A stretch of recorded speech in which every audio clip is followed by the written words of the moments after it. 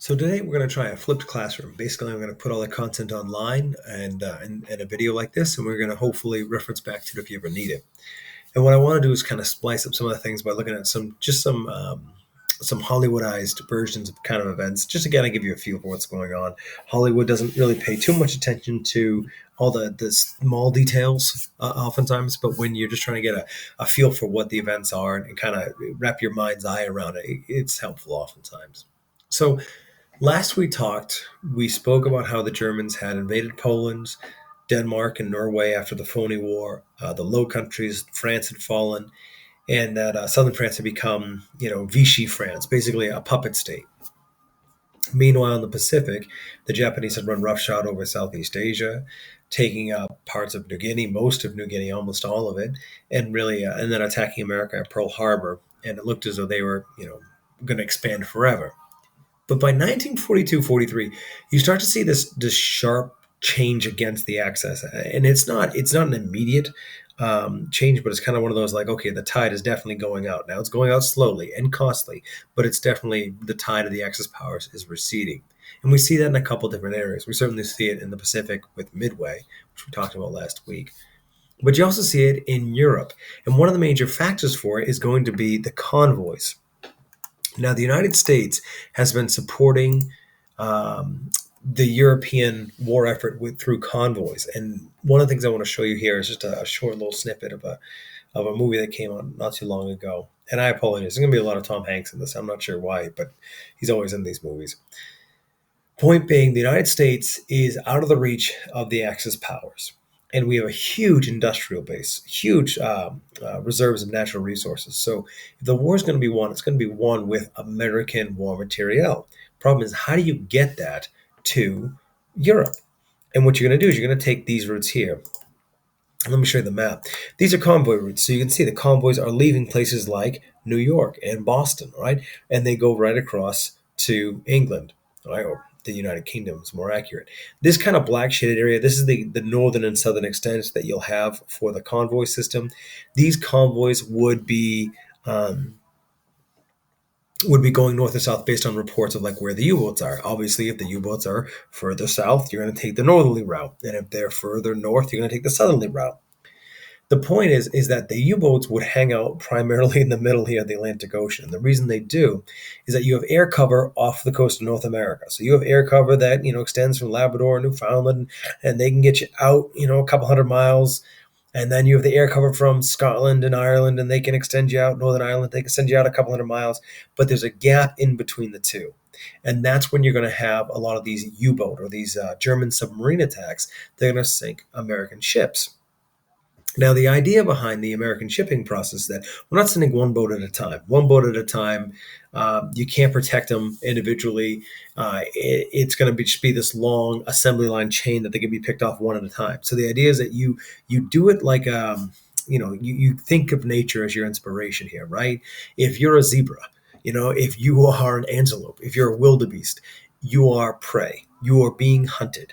And the safety you have is in numbers. The bigger the numbers, the smaller the chance that you get picked off. And if one of you, like if the convoy is able to take the smart route, it's not one ship that gets past, but it's a whole flock of ships, a whole convoy of ships. So what the United States will do is we will send a couple of dozen ships at a time. And these are massive supply ships carrying bombs, uniforms, boots, parachute silk. Like they're carrying everything that's needed for the war effort. And they're just carrying that across the Atlantic Ocean. So you have these convoys of a couple dozen ships protected by a small number of escorts, maybe a destroyer or two, a cruiser or two, but usually, they are vastly outnumbered. The German submarines then would operate in turn in wolf packs, and the idea is that multiple submarines would attack the convoys simultaneously, typically at night, usually as well, because at night it's a lot harder to spot a periscope. It's a lot harder to spot the German ships, German submarines. So they do it at night. And just this one scene I want to show you here is just a scene of what they're kind of facing. So with that being said, I want to play it for you, and then we'll come back. Got him, sir. 4 men. Only 4? All they can see here. Okay, hit the rear convoy. Right hard runner, hard over. All ahead 2/3. Right hard runner, hard over. Aye, aye. So that ship that you just saw, let me backtrack here for a second. This is a convoy ship, clearly blown up by a German U-boat. And again, they don't have any real armaments to speak of. Okay, so these ships are, they hope to be fast, they hope to be quiet, but if a German submarine finds them, then they're in tough shapes. And remember, you're traveling in a convoy, so you're one of a couple that doesn't. These things here, these are going to be rockets, basically distress rockets, letting other ships in the convoy know that they are under attack, they are in need of assistance, and these escorts will go help pick up the survivors. Rocket! Distress rocket is started! Rear convoy! All ahead, flag clear when we're heading down the lane. All ahead, flag guy, sir.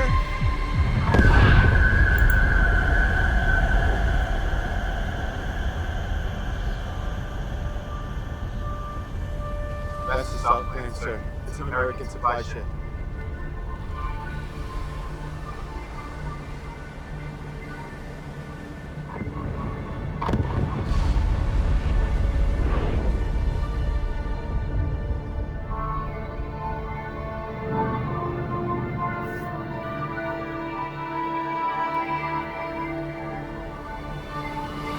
Greyhound, Harry here. To confirm, targets remain at speed, just outside our perimeter. South Plane rescue completed. 28-man rescue, sir. Radar's back up, Captain. Left full rudder, 087, take us up the right side of the convoy. All ahead standard. All ahead standard, aye, aye, sir. Interim answers, all ahead standard, sir.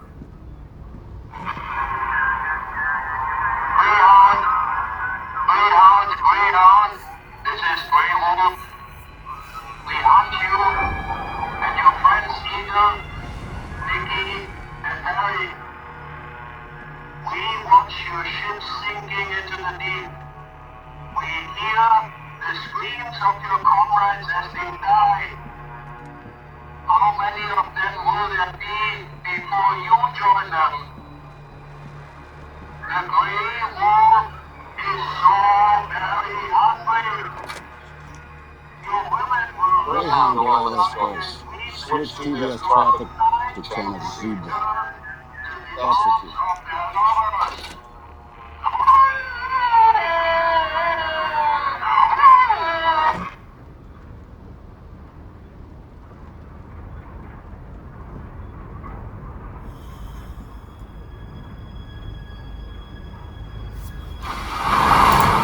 If we can backtrack for 1 second here to look at that scene. Now notice all these dots here, those are your convoy ships. Okay, so this is your, I don't know if it would be radar or sonar, probably radar if you're above a ship like this. But you see all those dots? Those are all the convoy ships. Nice, neat pattern. Those dots you have on the other scene, those bright white on the kind of right side of the scope, those are your other indicators. Those are going to be more U-boats, and the idea is that they're going to come and attack the ships, and you got to figure out where they are and certainly try and get them before they attack you or your ships. Eagle here. Pips on the move. One bearing 080, range 11 miles closing. The other at 085, 9 miles. Greyhound Dicky. Greyhound Dicky. Our contact is now bearing 113. The other bearing 101, range 2 miles and approaching. Greyhound, howdy. House of Mississippi. Containing 084 and 095. 8.5 miles. Pacific, go in for a stroke. Noted. Thank you. Greyhound. Charlie, did you get the second reports? Yes, sir. Here they come.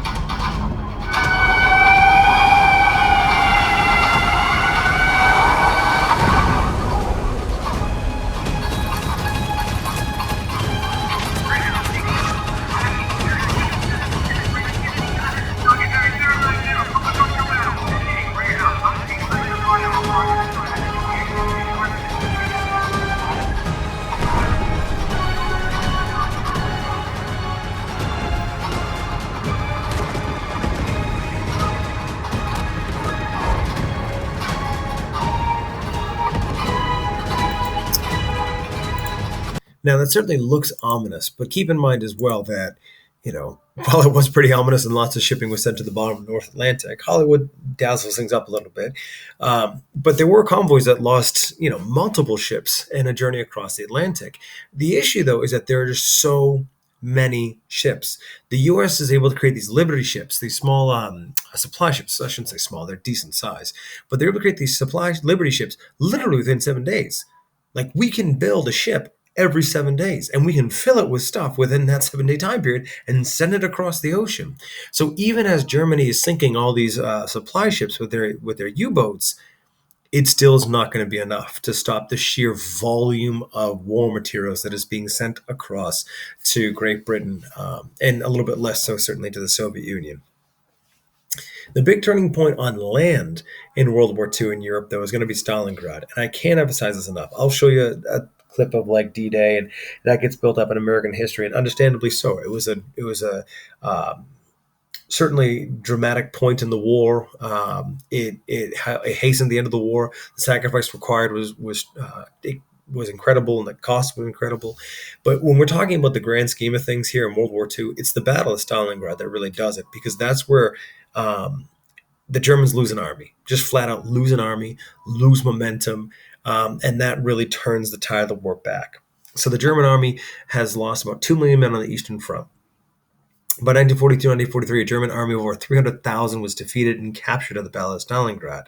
Then the Germans lose this battle at Kursk, all right, and begins a long retreat. Kursk is a massive tank battle. Again, the Battle of Kursk, if you had to draw a line around the units that were engaged, it's a battle on the size of the state of Connecticut.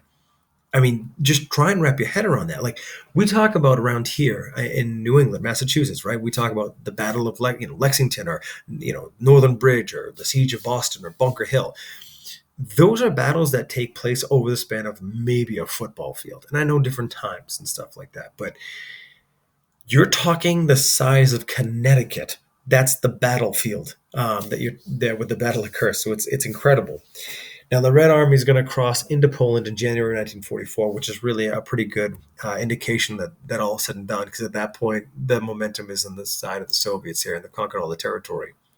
This here is a scene from The Enemy at the Gates. It's an older movie, but it does a pretty good job of, again, displaying the desperation that the Soviets were under at Stalingrad, because they were told to hold the city at all costs. This is obviously a bit of a war movie, so if you are sensitive, just turn on mute and look away for a couple minutes. But what I'm hoping you'll see is the desperation in terms of supplies the Soviets had, because it wasn't much, and the absolute level of destruction that happens to Soviet cities like Stalingrad. And by the way, Stalingrad's not the only one that gets ruined. I mean, you're talking about almost every major Soviet city the Germans take devolves into block-to-block fighting, whether it be Leningrad or Stalingrad. Or heck, Warsaw, but for other reasons as well, and that's more Polish. Either way, I just want to take a look at this here for a couple minutes.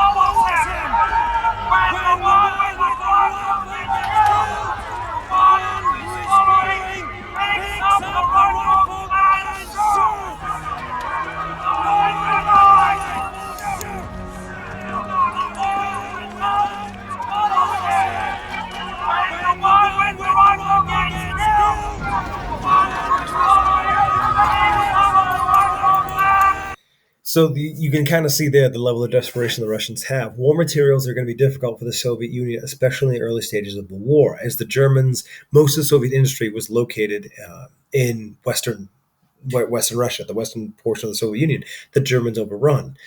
Stalin, in his, I don't want to call it wisdom, but desperation, I suppose, moves entire plants further east into the Ural Mountains, basically further outside the German reach. And it's going to take a while for those areas to get up to production capacity. So in the early stages of the war, especially when the Battle of Stalingrad's starting, the Soviets are in desperate mode because they don't have a lot of supplies coming in. Yes, the Americans are more than happy to send supplies limited supplies to the Soviets. They're still an ideological, we don't like them because they're communist kind of deal going on.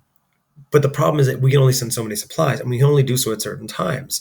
All right. Russia's ports are going to be frozen solid in the winter, so we can't send them supplies in the winter. We can send supplies in the spring and summer, but don't forget those are subject to U-boat attacks as well, and in some cases even more exposed, because instead of just stopping at the United Kingdom, you go further up the coast of Norway, which, oh by the way, Germany controls. So there is limited support here for the Soviet Union as they fight the Nazis.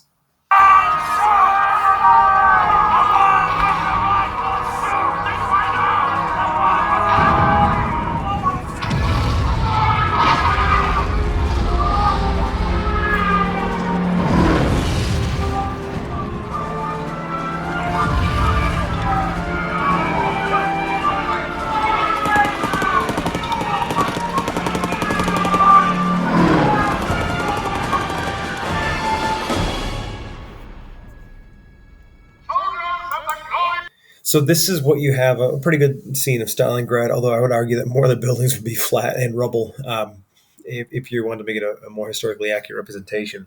The point is that the Soviet Union is going to be attacking the Germans and have a tried and true strategy of just the Soviets have more people than the Germans have bullets at Stalingrad, and that's ultimately how they're going to be able to win the battle. That and just the sheer size of the Soviet Union allows them to kind of prepare troops and send fresh ones in, whereas the Germans, they've pretty much run out of steam at this point. They don't have the population or the natural resources that the Russians do, and that's what really turns the war. So the Soviets are advancing against the Germans coming in from the east. Meanwhile, in the west, the Americans always had the idea of opening a second front. We wanted it. The Soviet Union desperately wanted us, the United States and Great Britain, to open a second front.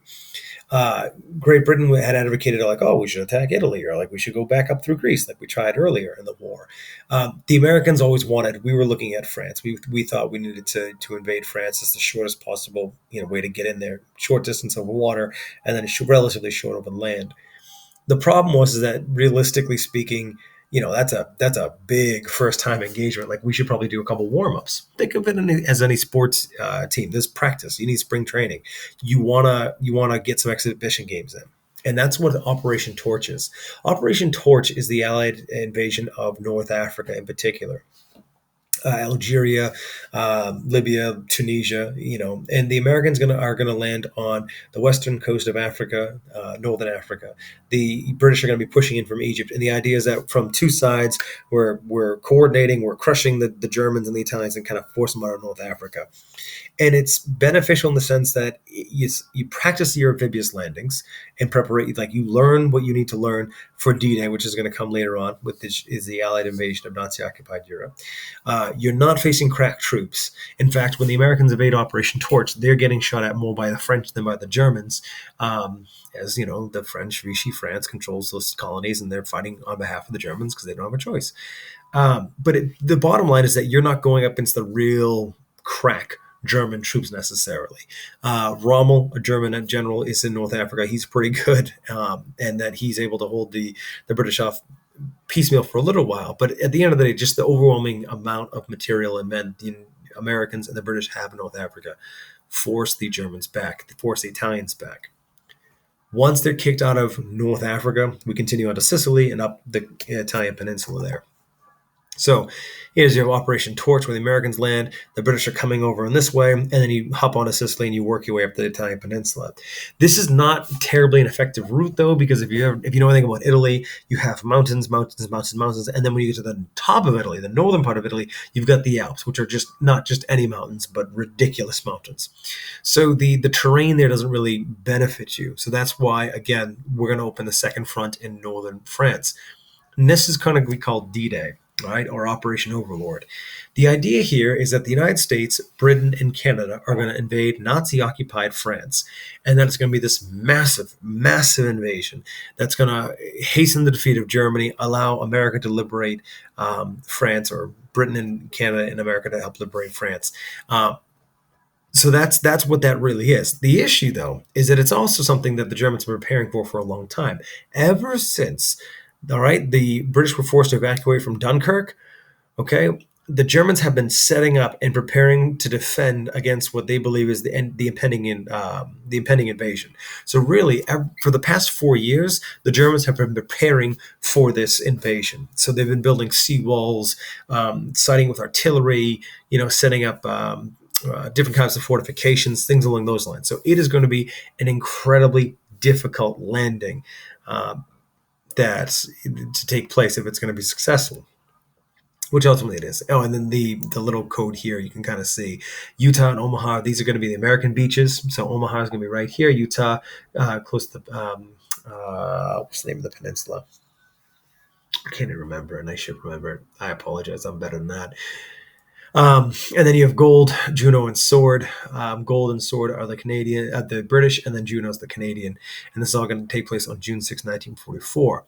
And what I want to show you is just a clip from Saving Private Ryan.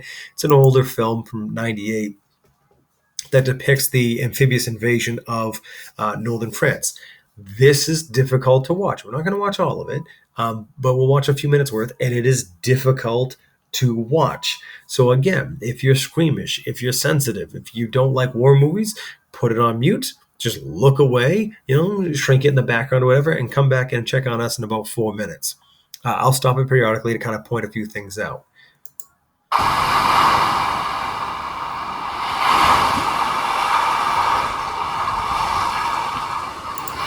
Like this. So June 6, 1944 is the date. These things here, they're meant to be to beach and kind of rip the bottoms out of landing craft. So the idea is that if you're going to invade, you don't want to do it high tide, because that means you get as close to the seawall as possible. So you don't have to think of it as an Nantasket Beach. If you had to get past the seawall in Nantasket Beach, you can invade at low tide, which gives you, a quarter, half mile of open beach that you have to cross before you get to the seawall. Or you invade at high tide, which means you just hop out the boat and you're right there.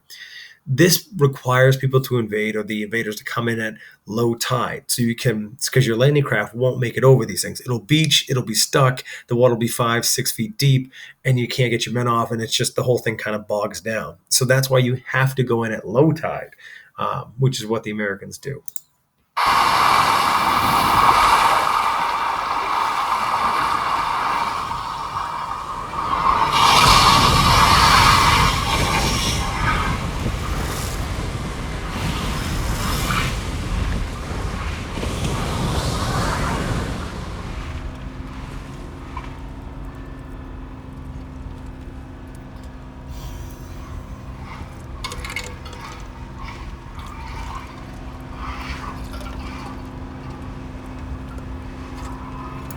And there's Tom Hanks again, clearly single-handedly winning World War II on behalf of the Americans. Way to go, Tom.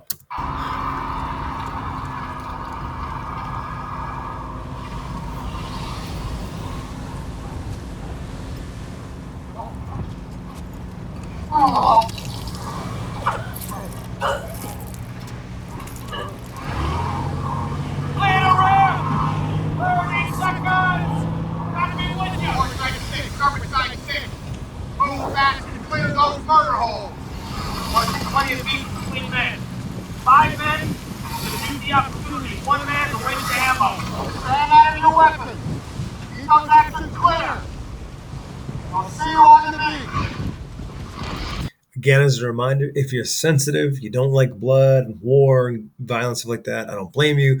You want to be looking away for the next 2 minutes. This is your final warning.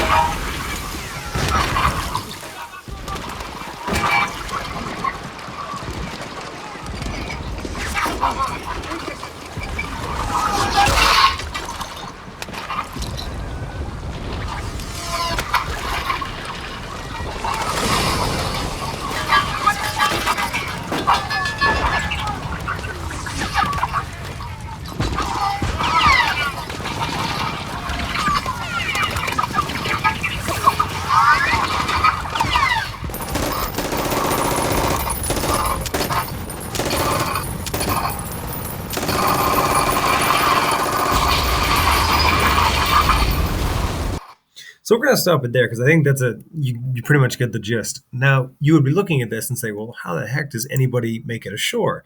And you're not wrong in thinking that, but you have to keep in mind, again, think of the nature documentary with all the little sea turtles.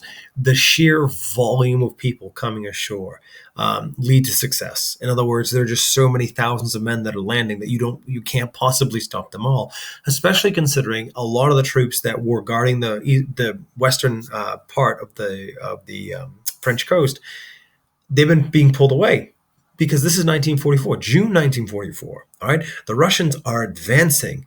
So the idea here is the Russians are now in Poland. And if you're the Germans, like, yes, you defeated the French and they're going to be bitter about it. And yes, you defeated the English and they're going to be bitter about it. But you have been talking ill of the Russians for a long time. You treated the Russian people with horrifically. I mean, the massacres, the atrocities committed by the Germans against the Russians on the Eastern Front pale in comparison to anything that was done to the French or the British on the Western Front, or even heck done to the Germans.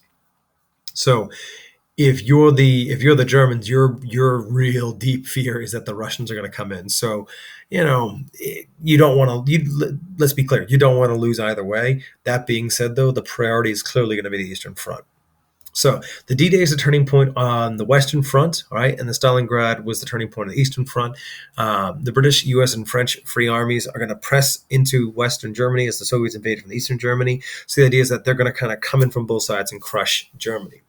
This is the big difference from World War I to World War II. The idea in World War I is that you never truly defeated the German armies from the German nation's perspective. In other words, when the Germans surrendered, you didn't have the Allied troops marching through the streets of Berlin. You didn't have the Allied armies occupy Germany. So for a lot of the German citizens, they never felt like they were defeated. World War II is different. Aside from a few small pockets here and there, and really that changes at the end of the war, because at the end of the war, everything's occupied. But the Americans, the British, and the French and the Russians are going to take over vast portions of Germany. If you are living in Germany, you know you lost, because you will see the war come to your door and pass your door. So by May 7, 1945, there is going to be a victory in Europe Day. That's the day that the Nazis are out. That's the unconditional surrender. Hitler committed suicide in April 1945. He and his wife committed, literally just wife, they just married a little while before they committed suicide. Took cyanide pills and then shot themselves in the head. The bodies were partially burned. There is no conspiracy theory of like, oh, Hitler survived or escaped or whatever. That none of that is feasible, possible. In the 1980s, the Russians did DNA tests. 100%, they have his body. It's over. It's done. Fini. There's nothing to it. Mussolini was killed by Italian partisans, so he's gone too. One of the cool parts of this, and if we had more time and if we were in class and things were regular, we'd talk about, if you're interested in kind of like a weird kind of story, look up the story of Otto Skorzeny. Otto Skorzeny was basically like the Nazi James Bond. You look at the feats that he was able to pull off. It's insane. It's absolutely ridiculous. The best comp that we have is that he's in essence the Nazi James Bond, which is kind of frustrating because you want a good guy like that on the American side. And there are some, there's Vasily Zaitsev if you're the Russians, or maybe there's Audie Murphy if you're the Americans, and so forth. So there are a couple, but just the exploits of Otto Skorzeny are just ridiculous. Anyways, the point is that the Americans, the Russians, and the British are going to take over Germany, and that's it. Germany's done. All right, they surrendered. a good chunk of the top officials commit suicide. Himmler commits suicide. Joseph Goebbels, who was the Nazi propaganda minister, commits suicide and kills all his kids shortly beforehand. So it's just awful, horrific stuff. But it kind of goes to show you that at the end they recognized what was going to happen to them for the crimes that they committed, because they went well beyond what was considered acceptable. And again, we'll talk about the Holocaust certainly in far more detail this week. But we're getting the military stuff out of the way first.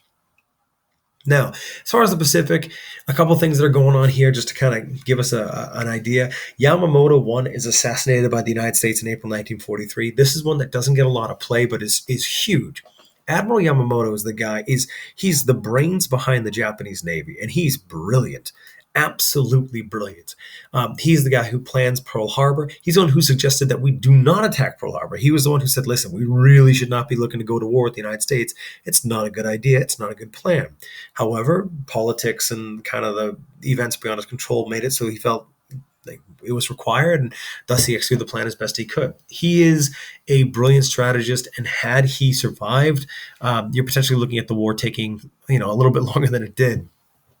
The U.S. intercepts communications that Admiral Yamamoto is going to be flying with a lighter escort from one Japanese base to another in the Southern Pacific. And so we intercept the information. We send up a couple dozen P-38 Lightnings, and we shoot him down. And it was not oh my goodness, we just stumbled upon this aircraft. It was a targeted assassination.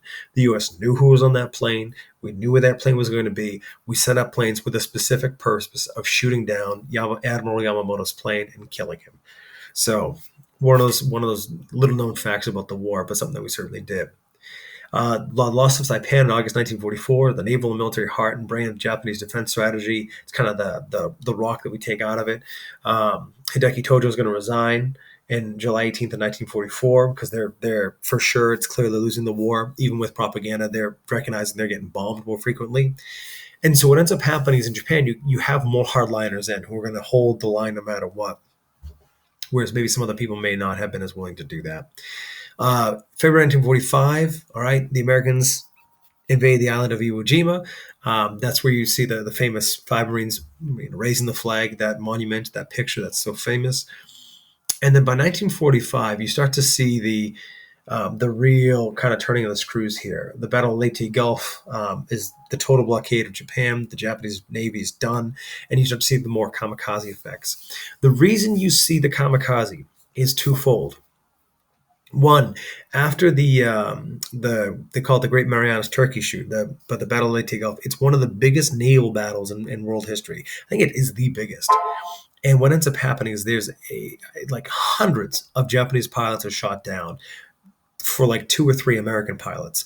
And it's staggering the losses the Japanese pilots had. And what ends up happening is the American mindset is our pilots, they go out, they fly, they learn, they're out there for a couple of weeks, months, whatever. And the really good ones, we take off the line, they train the next guys.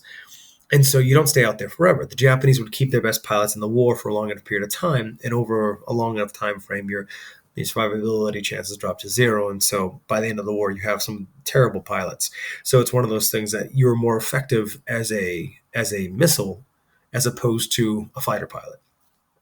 So you see kamikaze flights happening. So Japanese pilots are getting on planes with their loaded with ammunitions and explosions and literally just flying into American planes. At Okinawa, this is really what's going to change the American mindset. The Battle of Okinawa is like a legitimate Japanese home island. That's how the Japanese view it. You're talking about north of 100,000 Japanese that are killed.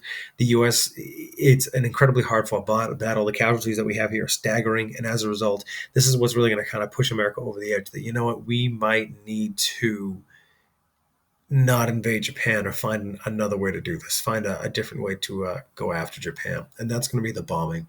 So I show you these pictures because in the top left is Hiroshima. All right, so the level of devastation there. The top right is Nagasaki, so incredible level of devastation. And this one here is actually an image of Tokyo, the firebombing of Tokyo. So it's one of those things that you just see the sheer level of devastation being brought. Now, obviously, the top two are atomic weapons being used. The bottom one is conventional warfare, are just incendiary bombs. So, yes, the atomic bombs are distinctive and unique, and the level of destruction they wrought for the amount that was dropped is unbelievable. But if we just cut out the cause and we just say, look at the level of destruction, you have that level of destruction existing across the country of Japan, 67 major cities. Now, the atomic diplomacy, we know America is going to develop an atomic weapon. We did so because we thought the Germans were working on it, which they were, in fairness. And the plan was that we might need to use this against the Germans initially. Well, the Germans surrender. So now we think, okay, well, now we should possibly use it against the Japanese. And when FDR dies, the decision is given left to Harry Truman, who literally just learned about the item a few days before. August 6, 1945, the Enola Gay drops the bomb at Hiroshima, 140,000 people killed. August 9th, 1945, Nagasaki, 70,000 are killed, and obviously the radiation effects later. And then on August 14th, 1945, Japan surrenders and they sign the surrender documents officially a few weeks later. But by that point, it is officially over. VJ Day, the Victory over Japan Day, and World War II is done, and we're going to put a pin on it there. And you folks are going to work on some other work instead. So I hope that made sense. If at any point in time you have any questions, feel free to email me. Otherwise, I will talk to you again in class.